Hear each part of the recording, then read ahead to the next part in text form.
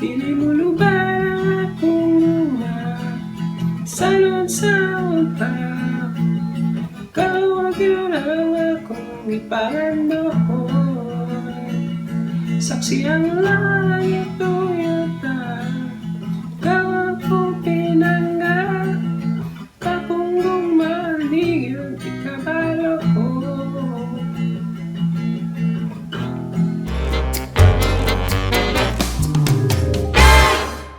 Hey guys, and welcome back to my channel. So kung bago mo sa channel, please do subscribe for more videos. So na kayo guitar and ukulele tutorials, or math tutorials o DIY projects and repairs. And if ganahan mag purely ukulele tutorials, subscribe lang mo sa channel, Pinoy Ukulele Teacher. So karon is guitar tutorial request ta. So ako i-feature ko ng kanta sa Fervent nga Dili Molubad. So kanigi-request na siya ni Mr. Kenrel Billionaire. So pause ko sa itong gitara. At na siya ito, no?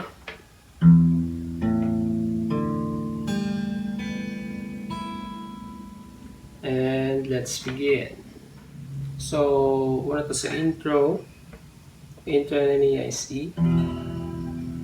Then A. Then C sharp minor. Then balik sa A.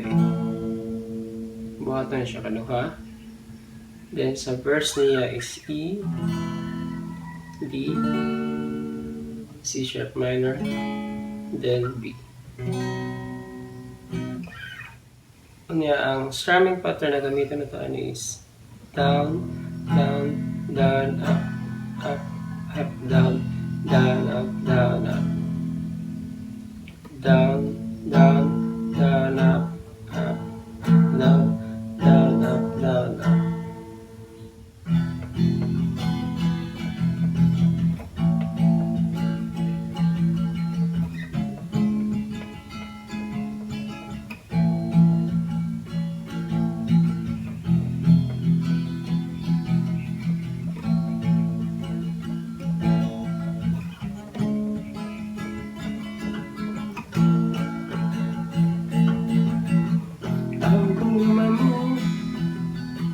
May palubad, dili matugad, may pagubas, pangimulan, magtagantanan, ang kaipan, iyunan.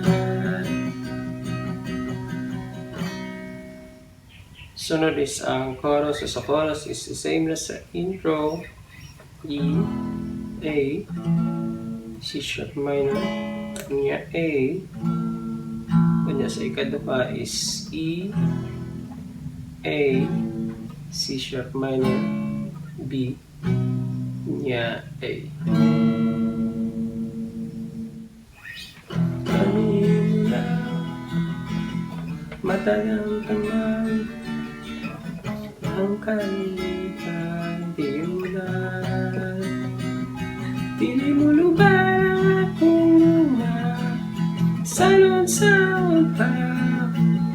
Ikaw ang ginurang akong ipandoon.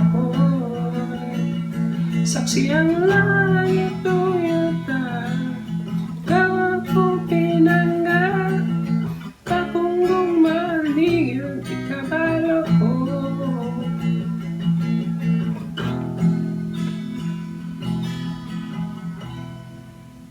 Sunod is mo verse na po na siya, then mo chorus, then sunod na part is ang bridge. So sa bridge is A, G sharp minor, C sharp minor, G sharp minor, kunya A minor, kunya B. Dili Molubad ang luma, salon sa unta. Ang ginurawa ko kay pandoon. Saksi ang langit o yata, ikaw akong pinanga. Akong gumaligil, di kabalo Nais na sa luwanta ang gumamo saan mo ang taong ko. Wow, hindi mo na akong gumasama-sama. Tawagin ang akong ipalo. So I think mga ito mga parts sa kanta. So again, mga ito ang kanta nga Dili Molubad by Fervent. So thank you for watching and see you next time.